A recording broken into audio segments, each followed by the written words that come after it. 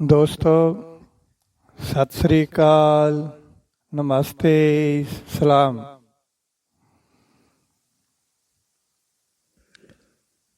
ਅਸੀਂ ਮੇਰੇ ਲਿਖੇ ਪੰਜਾਬੀ ਨਾਵਲ ਇੰਨਾ ਨਾ ਰਵਾਇਆ ਕਰ ਦੀ ਕਹਾਣੀ ਸੁਣ ਰਹੇ ਹਾਂ। ਇੰਨਾ ਨਾ ਰਵਾਇਆ ਕਰ ਪੰਜਾਬੀ ਨਾਵਲ ਨੂੰ ਅਸੀਂ ਸੁਣ ਰਹੇ ਹਾਂ। ਸੋ ਹੁਣ ਤੱਕ ਅਸੀਂ ਸੁਣਿਆ ਕਿ 4-5 ਸਾਲ ਦੀ ਲਾਲੀ ਨੂੰ ਉਸਦੇ ਪਿਤਾ ਸਰਦਾਰ ਅਜੈਬ ਸਿੰਘ ਨੇ ਡੱਬਵਾਲੀ ਦੇ ਦਸ਼ਮੇਸ਼ ਪਬਲਿਕ ਮਾਡਲ ਸਕੂਲ ਵਿੱਚ ਦਾਖਲ ਕਰਵਾ ਦਿੱਤਾ।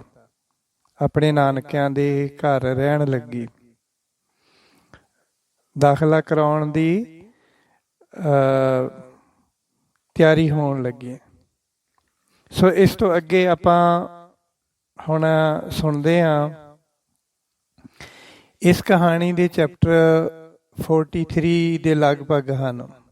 ਸੋ ਹੁਣ ਤੱਕ ਆਪਾਂ ਇਸ ਨਾਵਲ ਦੇ ਚੈਪਟਰ 2 ਸੁਣੇ ਹਨ। ਅੱਜ ਚੈਪਟਰ 3 ਸਟਾਰਟ ਕਰਦੇ ਹਾਂ। ਬਟ ਜਿਹੜਾ ਆਡੀਓ ਜੋ ਹੈ YouTube ਦੀ, ਉਹਦਾ ਪਾਰਟ 2 ਅੱਜ ਅਸੀਂ ਸੁਣਨ ਲੱਗੇ ਹਾਂ। But novel the chapter 3 start ਹੋਣ ਲੱਗਿਆ। ਸਰਦੀਆਂ ਖਤਮ ਹੁੰਦੇ ਹੀ 4-5 ਸਾਲ ਦੀ ਲਾਲੀ ਆਪਣੇ ਨਾਨਕੇ ਘਰ ਮੰਡੀ ਡੱਬਵਾਲੀ ਆ ਗਈ। ਉਹ ਆਪਣੇ ਪਿਤਾ ਨਾਲੋਂ ਦੂਰ ਨਹੀਂ ਹੋਣਾ ਚਾਹੁੰਦੀ ਸੀ, ਪਰ ਅਜੈਬ ਸਿੰਘ ਨੇ ਛੋਟੀ ਤੇ ਭੋਲੀ ਭਾਲੀ ਲਾਲੀ ਨੂੰ ਸਮਝਾਇਆ ਕਿ ਬੇਟਾ, ਮੈਂ ਰੋਜ਼ ਤੈਨੂੰ ਮਿਲਣ ਆਇਆ ਕਰਾਂਗਾ ਅਤੇ ਚੌਕਲੇਟ ਵਾਲੀਆਂ ਟੌਫੀਆਂ ਅਤੇ ਸੰਤਰੇ ਦੀਆਂ ਮਿੱਠੀਆਂ ਗੋਲੀਆਂ ਤੇਰੇ ਵਾਸਤੇ ਲੈ ਕੇ ਆਇਆ ਕਰਾਂਗਾ। ਹਰ ਸ਼ਨੀਵਾਰ ਮੰਮੀ ਕੋਲ ਲੈ ਕੇ ਵੀ ਤੈਨੂੰ ਜਾਇਆ ਕਰਾਂਗਾ। ਸੰਤਰੇ ਦੀਆਂ ਮਿੱਠੀਆਂ ਗੋਲੀਆਂ ਲਾਲੀ ਦੀ ਕਮਜ਼ੋਰੀ ਸਨ। ਉਹ ਮਿੱਠੀਆਂ ਗੋਲੀਆਂ ਦੇ ਲਾਲਚ ਨਾਲ ਨਾਨਕੇ ਘਰ ਰਹਿਣ ਲੱਗ ਗਈ। ਨਾਨਕੇ ਘਰ ਰਹਿਣਾ ਮੰਨ ਗਈ। ਉਹਨਾਂ ਦਿਨਾਂ ਵਿੱਚ ਬੱਚੇ ਥੋੜ੍ਹੇ ਵੱਡੇ ਹੋ ਕੇ ਹੀ ਸਕੂਲ ਪੜ੍ਹਨ ਜਾਇਆ ਕਰਦੇ ਸਨ। ਸਕੂਲ ਖੁੱਲ੍ਹਦਿਆਂ ਹੀ ਲਾਲੀ ਸਕੂਲ ਜਾਣ ਲੱਗ ਗਈ। ਉਂਝ ਉਹ ਆਪਣੇ ਸ਼ਹਿਰ ਵਿੱਚ ਕਿਡਗਾਰਟਨ ਵੀ ਜਾਇਆ ਕਰਦੀ ਸੀ। ਉਸਦੇ ਪਿਤਾ ਸ਼ੁਰੂ ਵਿੱਚ ਰੋਜ਼ ਵਾਂਗ ਹੀ ਲਾਲੀ ਨੂੰ ਮਿਲਣ ਆਉਂਦੇ ਰਹੇ ਅਤੇ ਕਦੇ-ਕਦੇ ਲਾਲੀ ਆਪਣੇ ਪਾਪਾ ਨਾਲ ਜਾਣ ਦੀ ਜਿੱਦ ਵੀ ਕਰਦੀ ਹੁੰਦੀ ਸੀ ਤੇ ਰੋਂਦੀ ਵੀ ਸੀ। ਪਰ ਸੰਤਰੇ ਵਾਲੀਆਂ ਗੋਲੀਆਂ ਦਾ ਲਾਲਚ ਉਸ ਨੂੰ ਚੁੱਪ ਕਰਾ ਦਿੰਦਾ ਸੀ। ਹੌਲੀ-ਹੌਲੀ ਉਸ ਦਾ ਨਾਨਕੇ ਘਰ ਵਿੱਚ ਦਿਲ ਲੱਗ ਗਿਆ ਅਤੇ ਸਕੂਲ ਵਿੱਚ ਵੀ ਛੋਟੇ ਬੱਚਿਆਂ ਨਾਲ ਜਾਣ ਪਛਾਣ ਹੋ ਗਈ ਸੀ। ਉਸ ਦੇ ਪਿਤਾ ਦਾ ਹੌਲੀ-ਹੌਲੀ ਰੋਜ਼ ਦਾ ਆਉਣਾ ਬੰਦ ਹੋ ਗਿਆ। ਹੁਣ ਤਾਂ ਲਾਲੀ ਵੀ ਪਿਤਾ ਦੇ ਨਾ ਆਉਣ ਦੀ ਕਮੀ ਮਹਿਸੂਸ ਨਹੀਂ ਕਰਦੀ ਸੀ, ਪਰ ਸ਼ਨੀਵਾਰ ਦੀ ਉਡੀਕ ਜ਼ਰੂਰ ਕਰਦੀ ਹੁੰਦੀ ਸੀ ਕਿ ਉਸ ਦਿਨ ਉਸ ਦੇ ਪਿਤਾ ਨੇ ਆਉਣਾ ਹੁੰਦਾ ਸੀ ਅਤੇ ਉਸਨੇ ਆਪਣੀ ਮਾਂ ਕੋਲ ਜਾਣਾ ਹੁੰਦਾ ਸੀ। ਸੰਗਰੀਏ, ਇਸ ਗੁਰਦੁਆਰੇ ਵਾਲੇ ਸਕੂਲ ਵਿੱਚ ਆਸ-ਪਾਸ ਪਿੰਡਾਂ ਦੇ ਬਹੁਤ ਬੱਚੇ ਪੜ੍ਹਨ ਆਉਂਦੇ ਸੀ। ਇਸ ਇਲਾਕੇ ਵਿੱਚ ਇਹ ਪਹਿਲਾ ਸਕੂਲ ਸੀ ਜੋ ਅੰਗਰੇਜ਼ੀ ਦੇ ਨਾਲ-ਨਾਲ ਪੰਜਾਬੀ ਅਤੇ ਸਿੱਖੀ ਦੀ ਵੀ ਜਾਣਕਾਰੀ ਦਿੰਦਾ ਸੀ। ਡੱਬਵਾਲੀ ਤੋਂ ਮਲੋਟ ਵਾਲੀ ਸੜਕ ਉੱਤੇ ਪੈਂਦੇ ਪਿੰਡ ਭਾਗੂ ਦੇ ਬੱਚੇ ਵੀ ਇਸ ਸਕੂਲ ਵਿੱਚ ਪੜ੍ਹਨ ਆਉਂਦੇ ਸੀ। ਇਹਨਾਂ ਬੱਚਿਆਂ ਵਿੱਚ ਇੱਕ ਮਨਿੰਦਰ ਸਿੰਘ ਨਾਮ ਦਾ ਬੱਚਾ ਵੀ ਸੀ, ਜਿਸ ਦੀ ਸ਼ਕਲ ਸੂਰਤ ਮਨ ਨੂੰ ਮੋਹ ਲੈਣ ਵਾਲੀ ਸੀ। ਉਹ ਪੜ੍ਹਨ ਵਿੱਚ ਬਹੁਤ ਹੁਸ਼ਿਆਰ ਸੀ, ਪਰ ਥੋੜ੍ਹੇ ਚੰਚਲ ਸੁਭਾਅ ਦਾ ਸੀ।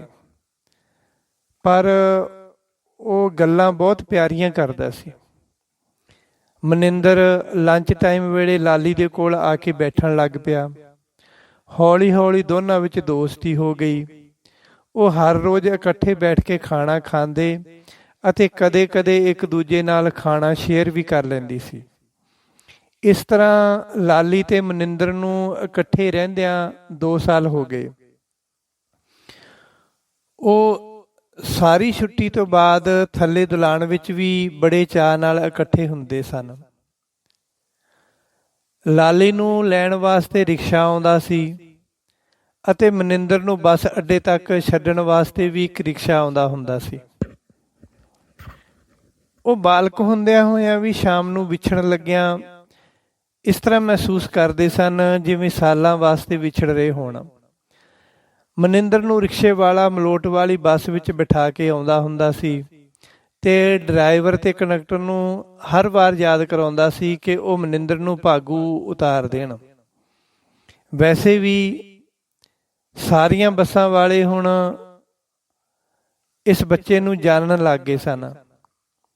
ਉਸ ਜ਼ਮਾਨੇ ਵਿੱਚ ਅੱਜ ਕੱਲ੍ਹ ਵਾਂਗੂ ਪ੍ਰਾਈਵੇਟ ਸਕੂਲਾਂ ਦੀਆਂ ਬੱਸਾਂ ਨਹੀਂ ਚੱਲਦੀਆਂ ਹੁੰਦੀਆਂ ਸਨ। ਅੱਜ ਕੱਲ੍ਹ ਵਾਂਗ ਪ੍ਰਾਈਵੇਟ ਸਕੂਲਾਂ ਦੀਆਂ ਬੱਸਾਂ ਪਿੰਡ ਪਿੰਡ ਨਹੀਂ ਜਾਇਆ ਕਰਦੀਆਂ ਸਨ। ਲਾਲੀ ਤੇ ਮਨਿੰਦਰ ਲੰਚ ਟਾਈਮ ਵੇਲੇ ਇਕੱਠੇ ਬੈਠ ਕੇ ਖਾਣਾ ਖਾਂਦੇ ਸਨ, ਛੋਟੀਆਂ ਛੋਟੀਆਂ ਗੱਲਾਂ ਕਰਦੇ ਸਨ ਅਤੇ ਸਕੂਲ ਦੇ ਵਿਹੜੇ ਵਿੱਚ ਦੋਵੇਂ ਇਕੱਠੇ ਹੀ ਖੇਡਦੇ ਸਨ। ਉਹ ਬਹੁਤ ਘੁਲ ਮਿਲ ਗਏ ਸਨ।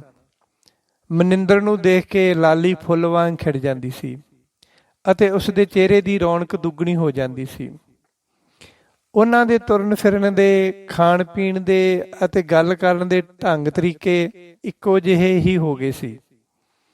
ਉਹਨਾਂ ਦੀਆਂ ਆਦਤਾਂ ਤੇ ਹਰਕਤਾਂ ਆਪਸ ਵਿੱਚ ਮਿਲਣ ਲੱਗ ਗਈਆਂ ਸਨ। ਇਸ ਤਰ੍ਹਾਂ ਕਰਦਿਆਂ ਤੇ ਪੜ੍ਹਦਿਆਂ 5-6 ਸਾਲ ਲੰਘ ਗਏ ਸਨ। ਲਾਲੀ ਚੌਥੀ ਕਲਾਸ ਵਿੱਚ ਹੋ ਗਈ ਸੀ ਤੇ ਮਨਿੰਦਰ 5ਵੀਂ ਕਲਾਸ ਵਿੱਚ ਹੋ ਗਿਆ ਸੀ। ਮਨਿੰਦਰ ਲਾਲੀ ਤੋਂ 1 ਕਲਾਸ ਅੱਗੇ ਸੀ ਅਤੇ ਉਸ ਦੀ ਉਮਰ 14-15 ਸਾਲ ਦੀ ਹੋ ਗਈ ਸੀ ਅਤੇ ਲਾਲੀ ਦੀ ਉਮਰ ਹਾਲੀ 12-13 ਸਾਲ ਦੀ ਸੀ। ਲਾਲੀ ਨੂੰ ਬਚਪਨ ਵਿੱਚ ਹੀ ਮਨਿੰਦਰ ਨਾਮ ਦੀ ਬਿਮਾਰੀ ਲੱਗ ਗਈ ਸੀ। ਲਾਲੀ ਨੂੰ ਬਚਪਨ ਵਿੱਚ ਹੀ ਮਨਿੰਦਰ ਦੇ ਨਾਮ ਦੀ ਬਿਮਾਰੀ ਲੱਗ ਗਈ ਸੀ। ਉਸ ਨੂੰ ਇਸ਼ਕ ਮੁਹੱਬਤ ਵਰਗਾ ਕੋਈ ਰੋਗ ਜਿਹਾ ਲੱਗ ਗਿਆ ਸੀ, ਪਰ ਉਸ ਨੂੰ ਪਤਾ ਨਹੀਂ ਲੱਗਦਾ ਸੀ ਕਿ ਇਹ ਕੀ ਹੈ, ਜੋ ਉਸ ਨੂੰ ਮਨਿੰਦਰ ਤੋਂ ਬਿਨਾਂ ਬੇਚੈਨ ਜਿਹਾ ਕਰ ਦਿੰਦਾ ਸੀ। ਉਸ ਦੀਆਂ ਕਿਤਾਬਾਂ ਉੱਤੇ ਮਨਿੰਦਰ ਦਾ ਨਾਮ ਹੀ ਲਿਖਿਆ ਹੁੰਦਾ ਸੀ। ਇਸ ਲਈ ਉਹ 2-3 ਵਾਰ ਕਲਾਸ ਟੀਚਰ ਕੋਲੋਂ ਕੁੱਟ ਵੀ ਖਾ ਚੁੱਕੀ ਸੀ ਅਤੇ ਘਰੋਂ ਵੀ ਕਈ ਵਾਰ ਡਾਂਟ ਖਾ ਚੁੱਕੀ ਸੀ। ਘਰ ਵਾਲੀ ਗੱਲ ਤਾਂ ਆਈ ਗਈ ਹੋ ਗਈ ਸੀ। ਉਹਨਾਂ ਨੇ ਸੋਚਿਆ ਕਿ ਇਸ ਦੀ ਕੋਈ ਕਲਾਸਮੇਟ ਲੜਕੀ ਹੋਵੇਗੀ, ਪਰ ਸਕੂਲ ਵਿੱਚ ਇਹ ਗੱਲ ਛੁਪੀ ਨਹੀਂ ਸੀ। ਲਾਲੀ ਦਾ ਨਾਮ ਲੈ ਕੇ ਮਨਿੰਦਰ ਨੂੰ ਉਸ ਦੀ ਕਲਾਸ ਦੇ ਲੜਕੇ ਛੇੜਨ ਲੱਗ ਗਏ ਸਨ। ਇਸ ਗੱਲ ਉੱਤੇ ਮਨਿੰਦਰ ਨੂੰ ਬਹੁਤ ਸ਼ਰਮ ਆਉਂਦੀ ਸੀ। ਬੱਚਿਆਂ ਦੀ ਛੇੜਛਾੜ ਤੋਂ ਤੰਗ ਆ ਕੇ ਉਸਨੇ ਲਾਲੀ ਨਾਲ ਲੜਾਈ ਵੀ ਕੀਤੀ ਸੀ ਕਿ ਤੂੰ ਆਪਣੀਆਂ ਕਿਤਾਬਾਂ ਕਾਪੀਆਂ ਉੱਤੇ ਮੇਰਾ ਨਾਮ ਕਿਉਂ ਲਿਖਦੀ ਹੈ। ਲਾਲੀ ਨੇ ਕਿਹਾ ਸੀ, ਫਿਰ ਕੀ ਹੋ ਗਿਆ, ਨਾਮ ਹੀ ਤਾਂ ਲਿਖਿਆ। ਹੁਣ ਮਨਿੰਦਰ ਲੰਚ ਟਾਈਮ ਉੱਤੇ ਲਾਲੀ ਨਾਲ ਬੈਠ ਕੇ ਰੋਟੀ ਨਹੀਂ ਖਾਂਦਾ ਸੀ, ਉਸ ਤੋਂ ਪਾਸੇ ਹੋ ਕੇ ਬੈਠ ਜਾਂਦਾ ਸੀ। ਪਰ ਜਿੱਥੇ ਮਨਿੰਦਰ ਬੈਠਦਾ ਹੁੰਦਾ ਸੀ ਲਾਲੀ ਉੱਥੇ ਜਾ ਕੇ ਬੈਠ ਜਾਂਦੀ ਸੀ, ਪਰ ਮਨਿੰਦਰ ਹੋਰ ਅੱਗੇ ਭੱਜ ਜਾਂਦਾ ਸੀ। ਲਾਲੀ ਕੋਲੋਂ ਮਨਿੰਦਰ ਦੀ ਰਸਵਾਈ ਬਰਦਾਸ਼ਤ ਨਹੀਂ ਹੁੰਦੀ ਸੀ। ਉਹ ਉਦਾਸ ਰਹਿਣ ਲੱਗ ਗਈ। ਉਸਨੇ ਛੋਟੀ ਉਮਰੇ ਹੀ ਅਵੱਲਾ ਜਿਹਾ ਰੋਗ ਸਹੇੜ ਲਿਆ ਸੀ। ਇੱਕ ਦਿਨ ਉਸਨੇ ਲੰਚ ਟਾਈਮ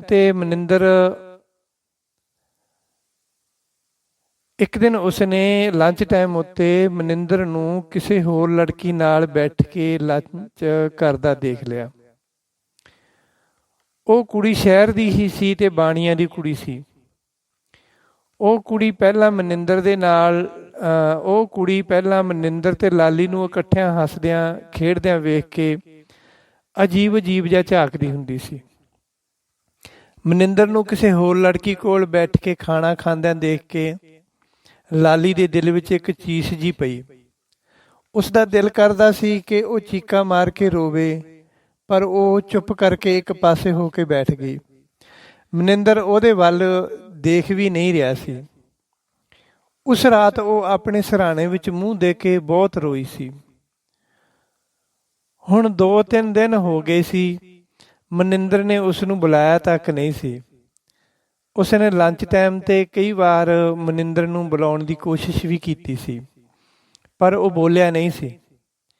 ਇੱਕ ਵਾਰ ਉਹ ਬਾਥਰੂਮਾਂ ਵਿੱਚ ਵੀ ਮਨਿੰਦਰ ਦੇ ਪਿੱਛੇ ਗਈ ਅਤੇ ਕਿੰਨੀ ਦੇਰ ਹੀ ਬਾਥਰੂਮਾਂ ਦੇ ਦਰਵਾਜ਼ੇ ਅੱਗੇ ਖੜੀ ਰਹੀ, ਪਰ ਮਨਿੰਦਰ ਬਾਥਰੂਮਾਂ ਵਿੱਚ ਗਿਆ, ਬਾਹਰ ਨਹੀਂ ਆਇਆ ਸੀ। ਮਨਿੰਦਰ ਨੇ ਦੇਖ ਲਿਆ ਸੀ ਕਿ ਲਾਲੀ ਉਸ ਦੇ ਪਿੱਛੇ ਆ ਰਹੀ ਹੈ, ਇਸ ਲਈ ਉਹ ਬਾਥਰੂਮ ਦੀ ਕੰਧ ਟੱਪ ਕੇ ਪਿਛਲੇ ਪਾਸੇ ਦੀ ਸਕੂਲ ਦੇ ਬਰਾਂਡਿਆਂ ਵਿੱਚ ਆ ਗਿਆ ਸੀ।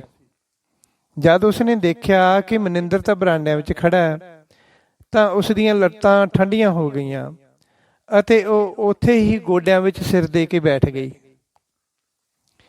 ਹੁਣ ਉਸ ਦਾ ਪੜ੍ਹਾਈ ਵਿੱਚ ਜਮਾਂ ਹੀ ਮਨ ਨਹੀਂ ਲੱਗਦਾ ਸੀ।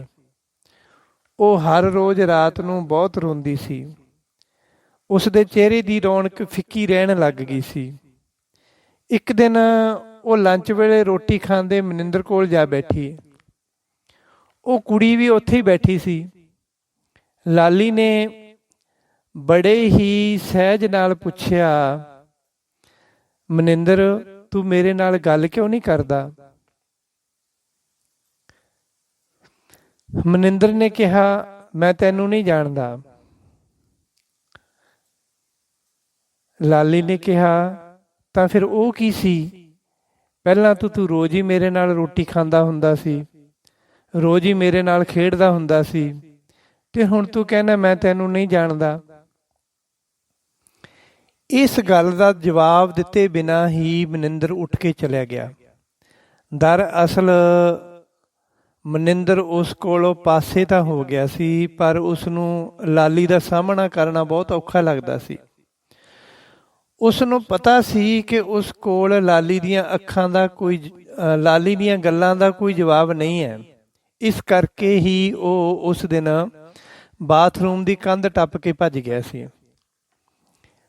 ਮਨਿੰਦਰ ਦੇ ਅੱਜ ਵਾਲੇ ਬੋਲਾਂ ਨੇ ਲਾਲੀ ਨੂੰ ਬਹੁਤ ਦੁੱਖ ਦਿੱਤਾ ਸੀ।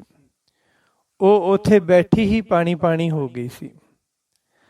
ਉਸ ਦੇ ਢਿੱਡ ਵਿੱਚ ਘਰੋਲੇ ਜਿਹੇ ਪੈਣ ਲੱਗ ਗਏ ਸੀ, ਪਰ ਉਸ ਦੇ ਅੰਦਰ ਸਬਰ ਬਹੁਤ ਸੀ।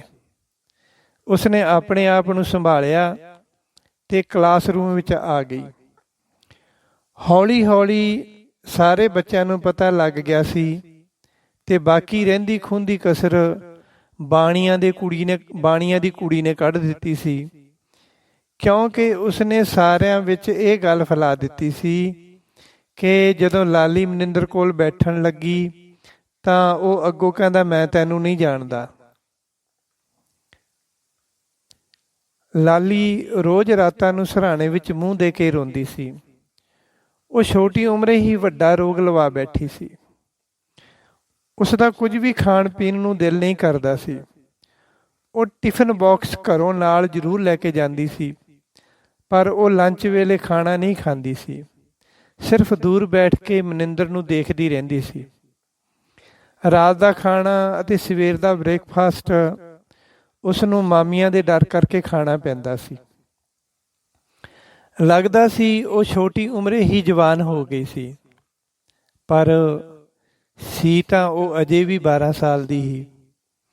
ਇੱਕ ਦਿਨ ਉਸਨੇ ਮਨਿੰਦਰ ਨੂੰ ਪੌੜੀਆਂ ਚੜ੍ਹਦੇ ਨੂੰ ਬਾਂਹ ਫੜ ਕੇ ਰੋਕ ਲਿਆ ਅਤੇ ਉਸਨੇ ਪੁੱਛਿਆ, ਮਨਿੰਦਰ, ਤੂੰ ਮੇਰੇ ਨਾਲ ਐਂ ਕਿਉਂ ਕਰਦਾ ਹੈ? ਮੇਰੇ ਨਾਲ ਬੋਲਦਾ ਕਿਉਂ ਨਹੀਂ? ਮੇਰੇ ਕੋਲੇ ਕਿਉਂ ਨਹੀਂ ਬੈਠਦਾ? ਮਨਿੰਦਰ ਇੱਕਦਮ ਘਬਰਾ ਗਿਆ ਸੀ ਅਤੇ ਉਸਨੇ ਆਸੇ-ਪਾਸੇ ਦੇਖਿਆ ਕਿ ਕੋਈ ਦੇਖ ਤਾਂ ਨਹੀਂ ਰਿਹਾ। ਉਹ ਲਾਲੀ ਕੋਲੋਂ ਆਪਣੀ ਬਾਂਹ ਛਡਾਉਣ ਦੀ ਕੋਸ਼ਿਸ਼ ਕਰ ਰਿਹਾ ਸੀ, ਪਰ ਲਾਲੀ ਦੇ ਹੱਥ ਦੀ ਪਕੜ ਬਹੁਤ ਸਖਤ ਸੀ। ਉਸਨੇ ਆਪਣੀ ਬਾਂਹ ਛਡਾਉਣ ਵਾਸਤੇ ਦੂਜੇ ਹੱਥ ਦੇ ਨਾਲ ਲਾਲੀ ਦੇ ਢਿੱਡ ਵਿੱਚ ਜ਼ੋਰ ਦੀ ਮੁੱਕੀ ਮਾਰੀ।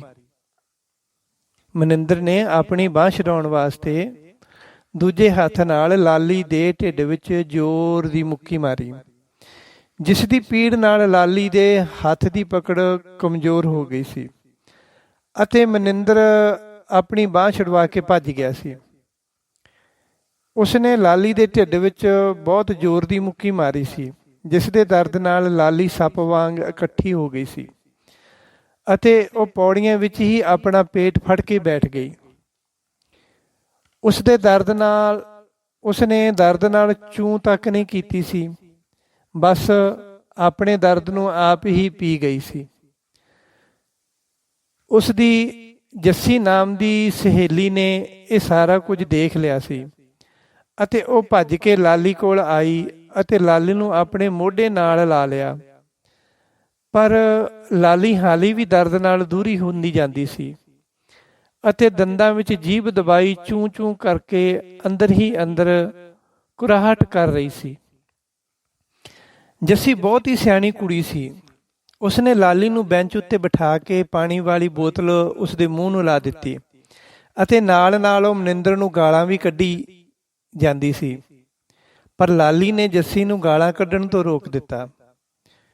ਇਸ ਗੱਲ ਉੱਤੇ ਜੱਸੀ ਨੂੰ ਹੋਰ ਬਹੁਤ ਗੁੱਸਾ ਆਇਆ ਅਤੇ ਉਸਨੇ ਲਾਲੀ ਨੂੰ ਆਖਿਆ, ਉਹ ਵਿਗੜਿਆ ਜੱਟ ਹੈ, ਤੂੰ ਉਸ ਦੇ ਪਿੱਛੇ ਮਰ ਵੀ ਜਾਏਗੀ ਨਾ ਤਾਂ ਵੀ ਉਸ ਨੂੰ ਕੋਈ ਫਰਕ ਨਹੀਂ ਪੈਣਾ। ਉਹ ਜਦੋਂ ਤੂੰ ਸਕੂਲ ਵਿੱਚ ਆਇਆ ਹੈ ਉਦੋਂ ਦਾ ਉਸ ਦਾ ਇਹੀ ਹਾਲ ਹੈ। ਉਹ ਕਿਸੇ ਦੇ ਵੀ ਮਾਰਨ ਲੱਗਿਆ ਅੱਗਾ ਪਿੱਛਾ ਨਹੀਂ ਦੇਖਦਾ। ਪਤਾ ਨਹੀਂ ਜੱਸੀ ਇੱਕਦਮ ਸਿਆਣਿਆਂ ਵਾਂਗ ਕਿਵੇਂ ਗੱਲਾਂ ਕਰਨ ਲੱਗ ਗਈ ਸੀ, ਜਾਂ ਉਸਦੇ ਅੰਦਰ ਲਾਲੀ ਦਾ ਦਰਦ ਜਾਗ ਪਿਆ ਸੀ। ਉਂਝ ਤਾਂ ਉਹ ਲਾਲੀ ਤੋਂ ਸਿਰਫ 2 ਸਾਲ ਹੀ ਵੱਡੀ ਸੀ ਤੇ 5ਵੀਂ ਕਲਾਸ ਦੀ ਸਟੂਡੈਂਟ ਸੀ, ਪਰ ਲਾਲੀ ਦੀ ਉਹ ਪੱਕੀ ਸਹੇਲੀ ਸੀ। ਉਹ ਲਾਲੀ ਨੂੰ ਬਾਹੋਂ ਫੜ ਕੇ ਕਲਾਸ ਵਿੱਚ ਬਿਠਾ ਆਈ। ਟੀਚਰ ਨੇ ਪੁੱਛਿਆ ਕਿ ਲਾਲੀ ਨੂੰ ਕੀ ਹੋਇਆ। ਜੱਸੀ ਨੇ ਦੱਸਿਆ ਕਿ ਪੌੜੀਆਂ ਚੜ੍ਹਨ ਲੱਗਿਆਂ ਲਾਲੀ ਦੇ ਪੇਟ ਵਿੱਚ ਪੌੜੀਆਂ ਵਾਲੀ ਪਾਈਪ ਵੱਜ ਗਈ ਹੈ ਅਤੇ ਇਸ ਨੂੰ ਬਹੁਤ ਦਰਦ ਹੋ ਰਿਹਾ। ਟੀਚਰ ਨੇ ਕੋਲੇ ਆ ਕੇ ਲਾਲੀ ਨੂੰ ਪਿਆਰ ਨਾਲ ਪਲੋਸਿਆ ਅਤੇ ਦਫ਼ਤਰੋਂ ਪੇਟ ਦੇ ਦਰਦ ਵਾਲੀ ਬਰਾਲਗਨ ਦੀ ਗੋਲੀ ਮੰਗਾ ਕੇ ਲਾਲੀ ਨੂੰ ਦੇ ਦਿੱਤੀ। ਕਲਾਸ ਵਿੱਚ ਬੈਠੀ ਲਾਲੀ ਨੂੰ ਟੀਚਰ ਨੇ ਕੋਈ ਕੰਮ ਨਹੀਂ ਕਿਹਾ ਸੀ। ਲਾਲੀ ਦੇ ਪੇਟ ਵਿੱਚ ਹਾਲੀ ਵੀ ਦਰਦ ਨਾਲ ਵਲ ਪੈ ਰਹੇ ਸਨ। ਗੋਲੀ ਲੈਣ ਨਾਲ ਅੱਧੇ ਕੁ ਘੰਟੇ ਬਾਅਦ ਲਾਲੀ ਦਾ ਦਰਦ ਬੰਦ ਹੋ ਗਿਆ ਸੀ, ਪਰ ਛੁੱਟੀ ਵੇਲੇ ਲਾਲੀ ਚੁੱਪ ਕਰਕੇ ਆਪਣੇ ਰਿਕਸ਼ੇ ਵਿੱਚ ਜਾ ਬੈਠੀ। ਪੂਰੀ ਛੁੱਟੀ ਵੇਲੇ ਲਾਲੀ ਚੁੱਪ ਕਰਕੇ ਆਪਣੇ ਰਿਕਸ਼ੇ ਵਿੱਚ ਜਾ ਬੈਠੀ। ਜੱਸੀ ਉਸ ਦੇ ਰਿਕਸ਼ੇ ਕੋਲ ਆਈ ਸੀ ਪਤਾ ਲੈਣ ਵਾਸਤੇ। ਜਦੋਂ ਲਾਲੀ ਦਾ ਰਿਕਸ਼ਾ ਚਲਾ ਗਿਆ ਸੀ ਤਾਂ ਜੱਸੀ ਨੇ ਮਨਿੰਦਰ ਨੂੰ ਬਹੁਤ ਗਾਲਾਂ ਕੱਢੀਆਂ ਸਨ, ਪਰ ਲਾਲੀ ਨੂੰ ਤਾਂ ਹਾਲੀ ਵੀ ਮਨਿੰਦਰ ਉੱਤੇ ਪਿਆਰ ਹੀ ਆਈ ਜਾ ਰਿਹਾ ਸੀ। ਜਿਵੇਂ ਜਿਵੇਂ ਮਨਿੰਦਰ ਉਸ ਤੋਂ ਦੂਰ ਭੱਜ ਰਿਹਾ ਸੀ, ਉਵੇਂ ਲਾਲੀ ਦੀ ਤੜਪ ਵੱਧਦੀ ਜਾਂਦੀ ਸੀ। ਲਾਲੀ ਨੂੰ ਪੇਟ ਦੇ ਦਰਦ ਨਾਲੋਂ ਦਿਲ ਦਾ ਦਰਦ ਬਹੁਤ ਜ਼ਿਆਦਾ ਮਹਿਸੂਸ ਹੋ ਰਿਹਾ ਸੀ। ਉਸ ਦੀ ਉਮਰ ਤਾਂ ਨਹੀਂ ਸੀ ਪਿਆਰ ਕਰਨ ਦੀ, ਪਰ ਪਤਾ ਨਹੀਂ ਲੈਲਾ ਮਜਨੂ ਵਾਂਗ ਉਹ ਦਿਨੋਂ ਦਿਨ ਮਨਿੰਦਰ ਦੇ ਪਿਆਰ ਵਿੱਚ ਨਿੱਘਰਦੀ ਜਾ ਰਹੀ ਸੀ। ਲਾਲੀ ਨੇ ਘਰ ਜਾ ਕੇ ਆਪਣੇ ਕੱਪੜੇ ਬਦਲੇ ਅਤੇ ਆਪਣੇ ਕਮਰੇ ਵਿੱਚ ਜਾ ਕੇ ਲੰਮੀ ਪੈ ਗਈ। ਮਾਮੀ ਨੇ ਪੁੱਛਿਆ ਕਿ ਤੂੰ ਅੱਜ ਹੋਮਵਰਕ ਨਹੀਂ ਕਰਨਾ। ਉਸਨੇ ਹੌਲੀ ਜੀ ਕਿਹਾ ਕਿ ਮਾਮੀ ਜੀ ਅੱਜ ਹੋਮਵਰਕ ਨਹੀਂ ਮਿਲਿਆ। ਉਸ ਨੂੰ ਬੈੱਡ ਉੱਤੇ ਪੈਂਦਿਆਂ ਹੀ ਗੂੜੀ ਨੀਂਦ ਆ ਗਈ ਸੀ। ਸ਼ਾਮ ਨੂੰ 8 ਵਜੇ ਉਸਦੀ ਮਾਮੀ ਨੇ ਜਗਾ ਕੇ ਰੋਟੀ ਖਵਾ ਦਿੱਤੀ ਸੀ। ਉਸ ਨੂੰ ਭੁੱਖ ਤਾਂ ਨਹੀਂ ਲੱਗੀ ਸੀ, ਪਰ ਘਰਦਿਆਂ ਤੋਂ ਡਰਦਿਆਂ ਉਸਨੇ ਰੋਟੀ ਖਾ ਲਈ ਸੀ।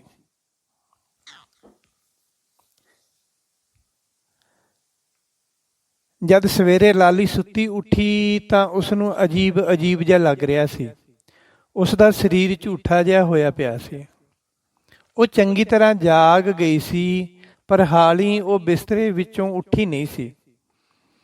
ਜਦ ਮਾਮੀ ਨੇ ਆ ਕੇ ਉਠਾਇਆ ਤਾਂ ਲਾਲੀ ਬਿਸਤਰੇ ਤੋਂ ਖੜੀ ਹੋ ਗਈ। ਜਦ ਮਾਮੀ ਨੇ ਬਿਸਤਰੇ ਵੱਲ ਦੇਖਿਆ ਤਾਂ ਉਹ ਥੋੜ੍ਹੀ ਹੈਰਾਨ ਜਿਹੀ ਹੋਈ ਅਤੇ ਫਿਰ ਉਸਨੇ ਲਾਲੀ ਵੱਲ ਦੇਖਿਆ ਅਤੇ ਉਹ ਲਾਲੀ ਨੂੰ ਬਾਹੋਂ ਫੜ ਕੇ ਬਾਥਰੂਮ ਵਿੱਚ ਲੈ ਗਈ ਜਲਦੀ ਦੇ ਨਾਲ, ਕਿਉਂਕਿ ਲਾਲੀ ਦੇ ਸਾਰੇ ਕੱਪੜੇ ਖੂਨ ਨਾਲ ਲਿਬੜੇ ਹੋਏ ਸਨ ਅਤੇ ਉਸ ਦੇ ਬਿਸਤਰੇ ਉੱਤੇ ਵੀ ਖੂਨ ਲੱਗਿਆ ਹੋਇਆ ਸੀ।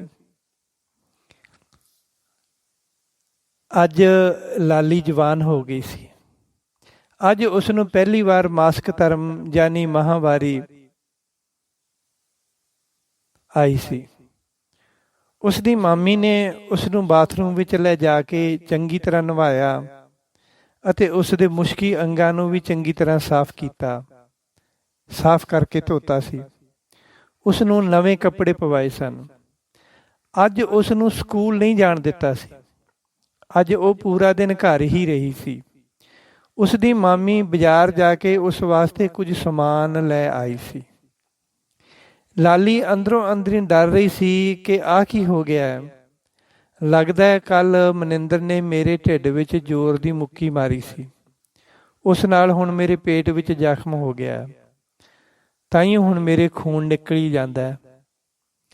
ਹੁਣ ਮੈਂ ਘਰਦਿਆਂ ਨੂੰ ਕੀ ਕਹਾਂਗੀ। ਲਾਲੀ ਦੀ ਉਮਰ ਤਾਂ ਹਾਲੀ 12 ਸਾਲ ਦੀ ਸੀ, ਪਰ ਕੁੜੀਆਂ ਵਾਸਤੇ ਤਾਂ ਇਹ ਦਿਨ 13ਵੇਂ ਸਾਲ ਵਿੱਚ ਸ਼ੁਰੂ ਹੁੰਦੇ ਹਨ। ਲਾਲੀ ਤਾਂ 1 ਸਾਲ ਪਹਿਲਾਂ ਹੀ ਟੀਨੇਜਰ ਹੋ ਗਈ ਸੀ। ਸ਼ਾਇਦ ਮਨਿੰਦਰ ਨੇ ਲਾਲੀ ਦੇ ਪੇਟ ਵਿੱਚ ਬਹੁਤ ਜ਼ੋਰ ਦੀ ਮੁੱਕੀ ਮਾਰੀ ਸੀ, ਇਸ ਕਰਕੇ ਉਸ ਦੇ ਅੰਦਰ ਦਾ ਸਾਰਾ ਸਿਸਟਮ ਹਿੱਲ ਗਿਆ ਸੀ ਅਤੇ ਉਸੇ ਰਾਤ ਹੀ ਉਸ ਦਾ ਮਾਸਿਕ ਧਰਮ ਸ਼ੁਰੂ ਹੋ ਗਿਆ ਸੀ। ਇਹ ਤਾਂ ਲਾਲੀ ਉੱਤੇ ਰੱਬ ਦੀ ਮਿਹਰਬਾਨੀ ਸੀ ਕਿ ਐਨੇ ਜ਼ੋਰ ਦੀ ਸੱਟ ਵੱਜਣ ਨਾਲ ਉਸ ਦਾ ਮਹੀਨਾ ਸ਼ੁਰੂ ਹੋ ਗਿਆ, ਜਿਸ ਕਰਕੇ ਬਹਾਨੇ ਨਾਲ ਉਸ ਦੀ ਦੇਖਭਾਲ ਹੋ ਗਈ। ਨਹੀਂ ਤਾਂ ਉਸਨੇ ਕਿਹੜਾ ਦੱਸਣਾ ਸੀ ਕਿ ਮੇਰੇ ਪੇਟ ਵਿੱਚ ਸੱਟ ਵੱਜੀ ਹੈ। ਇਸ ਭੈੜੀ ਸੱਟ ਨਾਲ ਉਸ ਦੇ ਅੰਦਰ ਪਤਾ ਨਹੀਂ ਕਿਹੜੀ ਬਿਮਾਰੀ ਨੇ ਜਨਮ ਲੈ ਲੈਣਾ ਸੀ। ਲਾਲੀ ਦੀ ਮਾਮੀ ਨੂੰ ਚਿੰਤਾ ਸੀ ਕਿ ਲਾਲੀ ਹਾਲੇ ਤਾਂ 12 ਸਾਲ ਦੀ ਹੀ ਹੈ ਅਤੇ ਇਸ ਦਾ ਮਹੀਨਾ ਪਹਿਲਾਂ ਕਿਵੇਂ ਸ਼ੁਰੂ ਹੋ ਗਿਆ। ਮਾਮੀ ਉਸੇ ਸ਼ਾਮ ਨੂੰ ਹੀ ਸ਼ਹਿਰ ਦੇ ਮਸ਼ਹੂਰ ਡਾਕਟਰ ਅਗਨੀਹੋਤਰੀ ਕੋਲ ਲੈ ਕੇ ਗਈ ਅਤੇ ਉਸ ਨੂੰ ਆਪਣੀ ਚਿੰਤਾ ਦੱਸੀ। ਡਾਕਟਰ ਅਗਨੀਹੋਤਰੀ ਨੇ ਦੱਸਿਆ ਕਿ ਚਿੰਤਾ ਵਾਲੀ ਕੋਈ ਗੱਲ ਨਹੀਂ ਹੈ। ਕਈ ਵਾਰ ਇਸ ਤਰ੍ਹਾਂ ਹੋ ਜਾਂਦਾ ਹੈ। ਚੰਗੇ ਘਰਾਂ ਦੀਆਂ ਖਾਂਦੀਆਂ ਪੀਂਦੀਆਂ ਧੀਆਂ ਚੰਗੀ ਖੁਰਾਕ ਨਾਲ, ਖਾਣ ਪੀਣ ਨਾਲ, ਜਾਂ ਜ਼ਿਆਦਾ ਖੱਟਾ ਅਚਾਰ, ਇਮਲੀ ਦੀਆਂ ਬਣੀਆਂ ਚੀਜ਼ਾਂ ਜਾਂ ਸਮੋਸੇ, ਪਕੌੜੇ ਅਤੇ ਟਿੱਕੀਆਂ ਖਾਣ ਨਾਲ, ਖੱਟੀ ਮਿੱਠੀ ਚਟਣੀ ਖਾਣ ਨਾਲ, ਉਹਨਾਂ ਨਾਲ ਇਸ ਤਰ੍ਹਾਂ ਹੋ ਜਾਂਦਾ ਹੈ।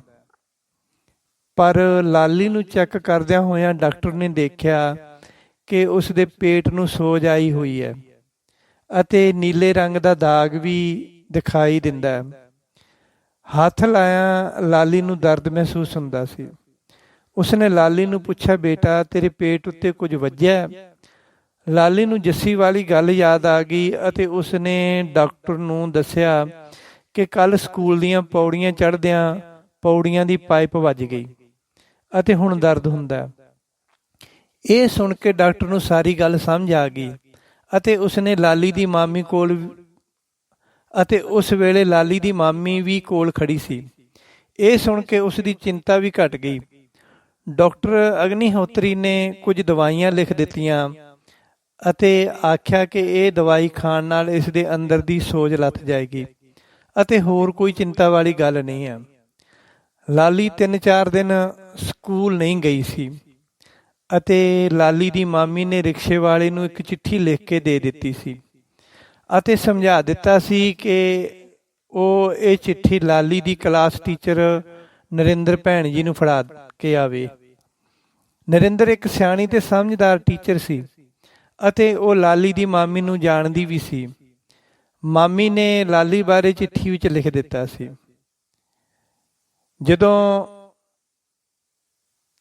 ਲਾਲੀ 2 ਦਿਨ ਸਕੂਲ ਨਾ ਆਈ ਤਾਂ ਜੱਸੀ ਨੇ ਮਨਿੰਦਰ ਨੂੰ ਫੇਰ ਸਕੂਲ ਦੇ ਬਰਾਂਡਿਆਂ ਵਿੱਚ ਘੇਰ ਲਿਆ ਅਤੇ ਉਸ ਦੀ ਚੰਗੀ ਤਰ੍ਹਾਂ ਕਲਾਸ ਲਾਈ ਤੇ 2-4 ਗਾਲਾਂ ਵੀ ਕੱਢ ਗਈ ਅਤੇ ਨਾਲ ਹੀ ਮਨਿੰਦਰ ਨੂੰ ਧਮਕੀ ਵੀ ਦਿੱਤੀ ਸੀ ਕਿ ਜੇ ਲਾਲੀ ਨੂੰ ਕੁਝ ਹੋ ਗਿਆ ਤਾਂ ਉਹ ਤੇਰੀ ਸਾਰੀ ਕਰਤੂਤ ਪ੍ਰਿੰਸੀਪਲ ਨੂੰ ਦੱਸ ਦੇਵੇਗੀ। ਇਹ ਸੁਣ ਕੇ ਮਨਿੰਦਰ ਡਰ ਗਿਆ ਸੀ ਅਤੇ ਜੱਸੀ ਕੋਲੋਂ ਗਲਤੀ ਦੀ ਮਾਫੀ ਵੀ ਮੰਗ ਲਈ ਸੀ।